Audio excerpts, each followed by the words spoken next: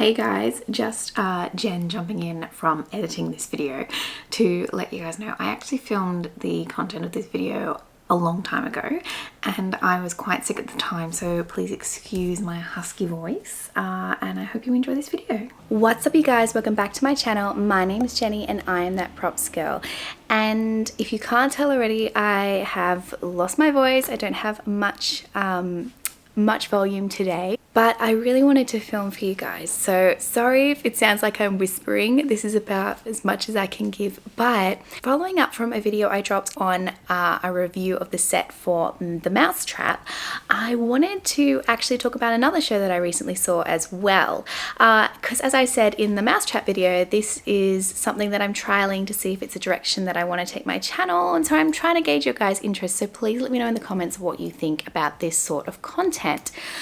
But basically, I saw a production of Godspell at the Hayes Theatre in Sydney, and I wanted to chat about it because the show was so good, and I absolutely loved the set and what they did with it. So I thought it would be really cool to discuss this sort of thing on my channel. And so if you are keen to see that, then stick around. Be sure to smash the like button because it lets me know you want to see more content like this, and consider hitting that subscribe button and bell so that you don't miss a single one of my uploads.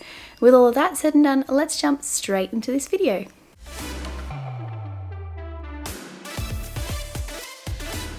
Alright, so walking into Godspell, I actually did not know what I was in for. I've never seen Godspell before. I knew like the themes and like sort of what it was about, but I'd never seen a production of it. And basically it's kind of like a modern day interpretation of the Bible and some of like of Jesus's teachings and his life. And that was really, really cool to see. But basically this show, they set it, and I feel like it had like a 70s sort of vibe, but it was set in a bar where it kind of felt a bit like I don't know, a restaurant sort of vibe, but looked like a fancy restaurant, like maybe like a Chinese restaurant sort of vibe. So it was very interesting. But the first thing that I loved, so when you walked in, you saw this pub or bar. The setting, it was in disarray, and you had like chairs and random Barbie dolls and toilet paper and various things just kind of scattered all over the floor. And so you walked in, you're like, what am I even walking into? The Hayes Theatre is really small, and it made it really cool because of the fact that, you know, it was set in a restaurant. It kind of felt like you were there because the bar was not that far away. And it's really cool sometimes when you do see theatre done in such an intimate space, it really does bring it in, and the actors are so much closer to you. And in this particular show, the actors do interact a little bit with the audience, which is really fun as well. I'm going to start by talking about the floor. The floor, they actually laid a carpet on the floor, which was amazing. And like having a false floor on a stage usually just means putting down something like another surface on top of the normal stage floor, and a lot of people do this for many productions, but this one was carpet, and I have not seen a carpeted stage before, and it was really cool because you could tell that this was like the old 60s 70s style carpet, and it was just glorious because sometimes, like, you know, textures and colors and those sorts of things are really specific to certain time periods. That's why I find it really funny when like I look at fashion these days and I'm just like, this is just a rip off of the 60s because like so much of this stuff was in then.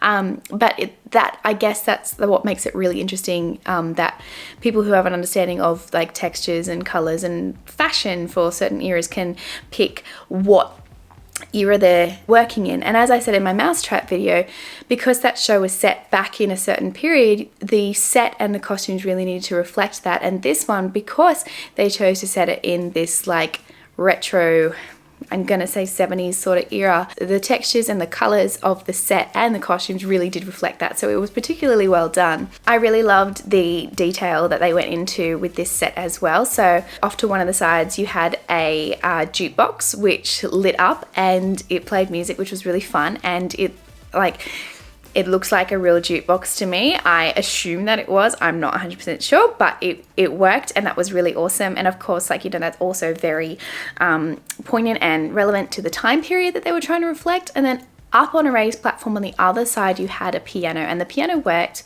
and it was used throughout the scene. And again, it's that whole thing of making it feel like that you're actually in like a saloon or a bar or that sort of setting. I also really loved the fact that whole 60s, 70s vibe, like, you know, when you had like doorways, and I don't know if it's an Australian thing, but and you see them in like certain eras, like certain pubs and things that haven't changed since the 70s, and where they had those like covers that would go over door frames with like the dangly like things that you would have to walk through to get in to places. And I feel like it was to combat the flies, but they had that sort of thing over the back of the stage because they had their band in the back of the stage, so which was also really different because obviously you can't, with certain theatres and spaces, you just have to make do, and you can't always have like an orchestra or accompaniment like in a pit or something like that. And it was really cool to see them, you know, at the back of the stage. And I really loved the fact that they had a bar and it looked real, like it looked so genuine. You had this beautiful dark textured wood and nothing looked out of place at all. And as I continually say, that it's the small details that really make a space work, and the attention to detail is really important in helping your audience believe that you're actually in a space. And on the adjacent side, so you had the bar on one side, which was on the same side as the jukebox, and then on the other side you had another raised platform and you had like a pole dancing pole. But what I really loved was the fact that the bar took up a really big footprint, and so rather than putting, you know, the piano on that same side, they juxtaposed it because you had a lot of business that happened up at the bar, a lot of business that happened around this piano, and if you popped it all on the same side, it wouldn't work that well in terms of like stage dynamics, because there would be so much that happened on one side and not the other side, because the jukebox and the pole would not use the entire show, but the bar and piano were. So balancing that stage, and that's obviously a directorial thing, but balancing the stage out like that was really, really clever, because your eye was not constantly just looking at one side. It was bouncing around the place. And once again, you know, the set designer for this show had clearly done their research and looked into the time period, because even the chairs that were used, they were the types of chairs that you would see in, you know, not a fancy restaurant in that particular era. They're so iconic, like you just know them as soon as you see them.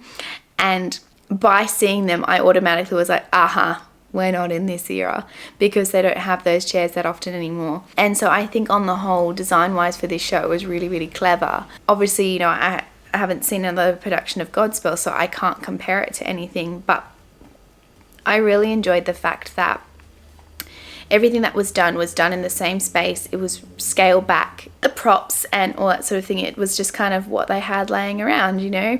They used a sheet to do shadow puppets, and they used toys from the era, like children's toys from the 1970s, to make a point with parables that they were making. And it was such a great ensemble show as well. The cast worked really hard together to make everything work. And, you know, I got very, very lost in everything that was going on. And I think I also really liked the fact that whilst there was a lot going on in the set in terms of, you know, lots of different elements to it, it wasn't pulling my focus. And I think that that's something I haven't really mentioned before, but obviously, you know, the little details in set dressing are very important. 100% they are. But the set should not detract from what's going on in the actual scene. And like, the set should not upstage the actors, if that makes sense. The set should work alongside the actors. It should create that space.